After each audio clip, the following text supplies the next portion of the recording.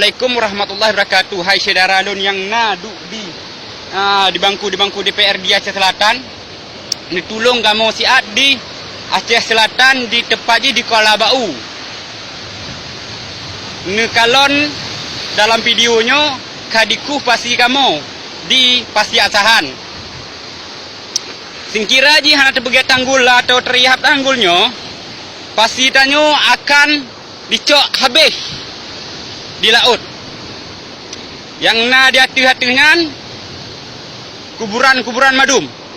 Lun lake bak saudara-saudara lun yang duduk di bangku-bangku DPRA dan DPRRK. Ni tolong kamu siat di pasti bahawa kamu butuh dana rehabnya.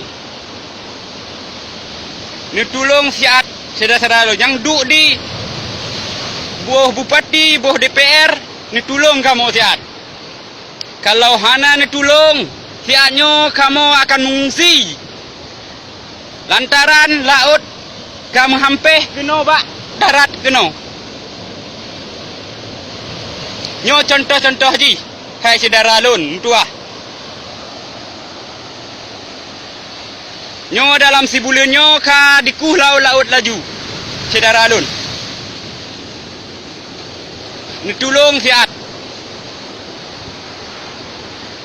Awak pasti asahan ka mengeluh diri ji bahawa dua urote nyo hana tak dihap nyo pelabuk tanggul akan awaknyo akan mengungsi. Yang ke etno mantong lun bite. Assalamualaikum warahmatullahi wabarakatuh.